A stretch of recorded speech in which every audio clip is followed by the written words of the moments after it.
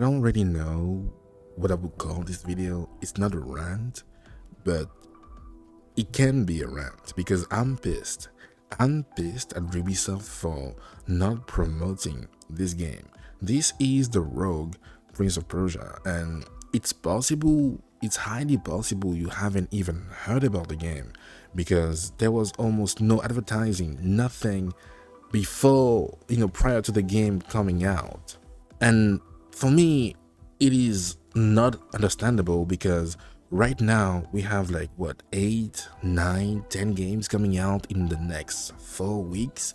So it's a pretty busy period, right now, and everybody's on edge. Everybody is thinking about what games to play because money, is kind of tight, maybe. So you want to pick the games you really like, that those are the games you really want to get. And then we have this game made by the devs behind Dead Cells, and if you play Dead Cells, you know exactly what to expect from the Rogue Prince of Persia. It's not Dead Cells 2.0, it's still a roguelike. I'm going to explain later, the mechanics and what the game means, but mostly, yeah, it's made by Motion Twin behind Dead Cells, and it's taking place in the Prince of Persia universe. So on paper, I think it has everything to seduce you, everything to get you to play it.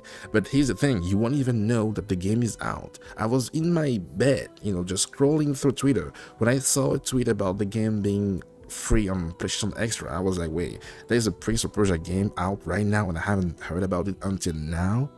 So I think most people, imagine, this is my type of game. I played The Lost Crown, I played Dead Cells for like 300 hours combined, maybe. I love those games. I am the target audience. I didn't even know the game was coming out. This is insane. I feel like you cannot do that. You cannot just drop the game, especially right now with all the games coming out. You cannot send the game out there to die with no, it's like the game had no chance to, to perform. It's not because the game is bad, because the game is awesome, but it's very hard to play a game if you don't know it's out. And I blame Ubisoft. I blame Ubisoft for not giving this game the proper, like advertising, all the tweets, all the, even some trailers, nothing.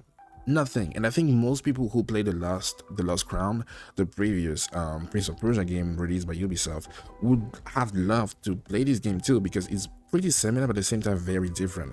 But I still feel like they would have been willing to give this game a shot, and that's what we need. We need people to play it and have some impressions, talk about it, so that more people will eventually play it. But again, it's very hard to play something you don't even know exists. And this is not on the players, this is on Ubisoft. I blame you for the game if it doesn't perform.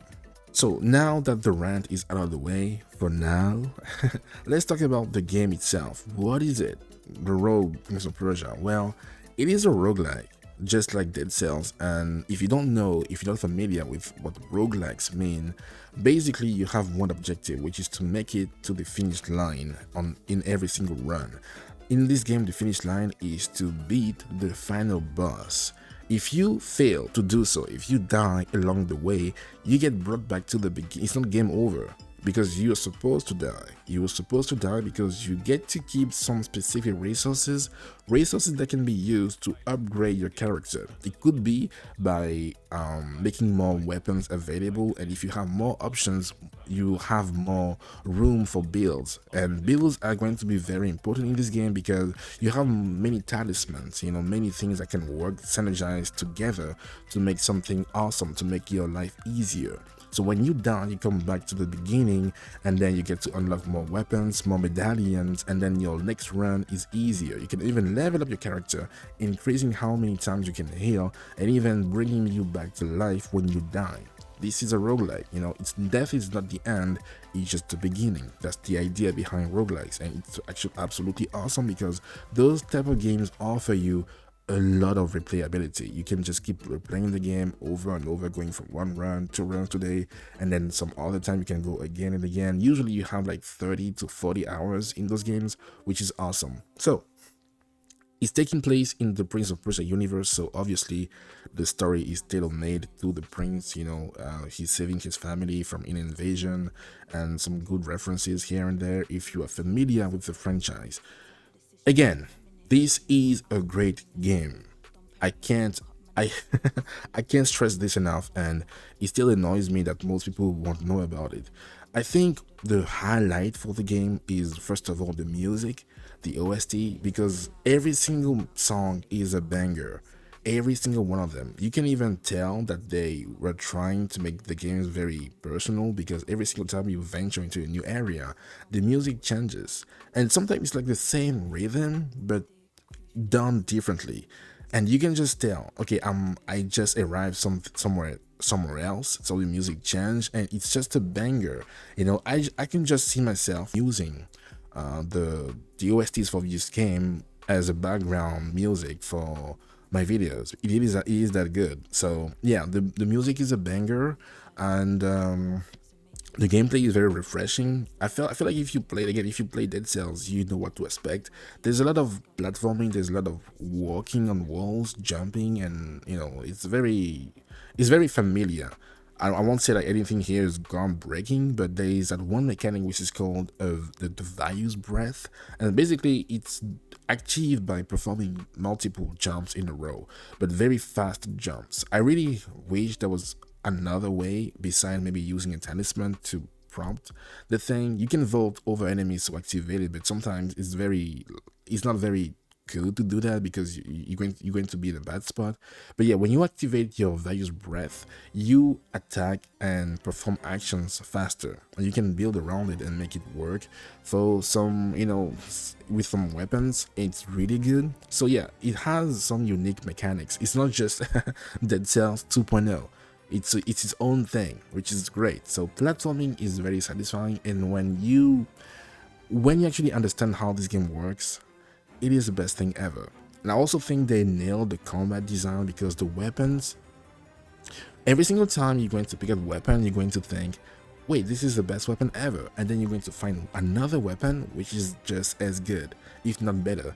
So yeah, combat is really good. Sometimes the enemy will actually be a real challenge. It depends on the combo, the combination of enemies you get. I think the bosses are fine. I think the first two bosses will kill you maybe 3 or 4 times, just because you don't know how to approach the fight. But I feel like the last boss is a bit too easy, especially compared to the previous two. I think the last boss is somehow too easy. You can also unlock some other bosses in your run. I think the game has 5 bosses. You get to choose which ones you get to fight on the run, but usually every single one will have 3 bosses. One after the first 2 levels, and another one after 2 more levels, and then the final one. And you always have 3 bosses you face, and you can choose which ones you face depending on how easy or how approachable you find those fights. So yeah, you are given some freedom, but at the same time, I feel like there should have been some type of challenge when it comes to the last boss, because he needs a buff. I'm sorry, but this guy needs a buff, especially when you know how, I'll say, interesting the first 2 bosses are. I feel like the last boss is just, I don't want to say it, but I feel like he's a joke. But yeah, they nailed the weapons. The combat is very refreshing, especially when trying.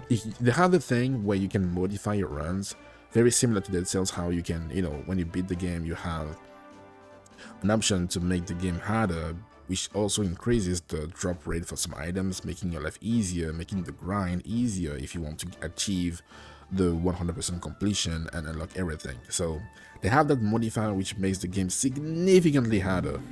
It's not even, I think the bosses are still the same, but the runs are way more dangerous, because enemies now have more shields all the time. It's harder to destroy those shields, and the enemies are randomized, because in this game the enemies you can encounter in your runs depends on the location you're at.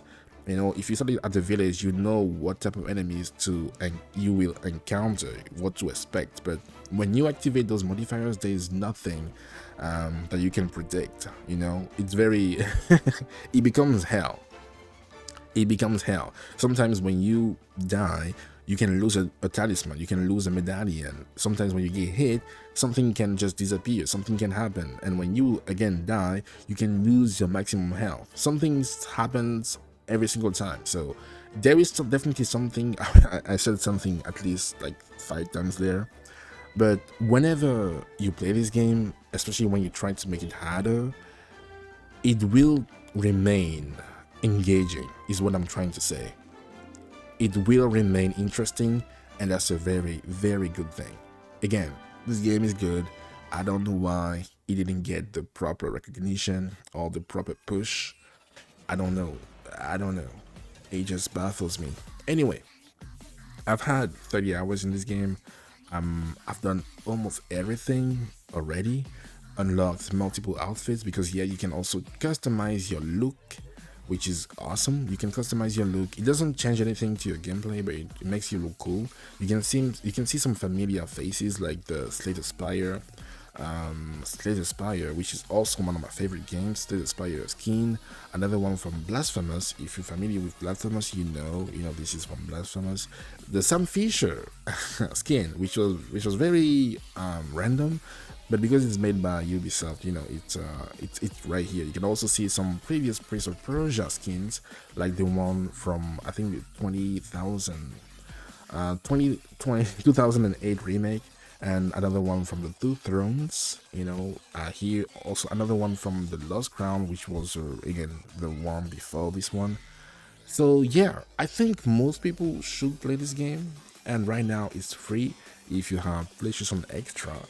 And I just don't want the game to die, because I know people were not happy with the Lost Crown, even though I think it was an awesome game.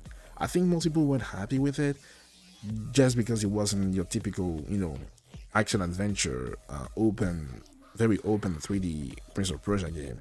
But I promise you, when you play this game and you give it a chance, you're going to have a good time. I promise you, you will have a good time. I just don't understand why it wouldn't get pushed. You probably never heard of it, but it is my job to inform you that good games are out there. And now you know, and I really hope you give it a shot, because why wouldn't you? Anyway, I'm Giso. I'm pissed at Ubisoft specifically, but yeah, this game is good. Go play it.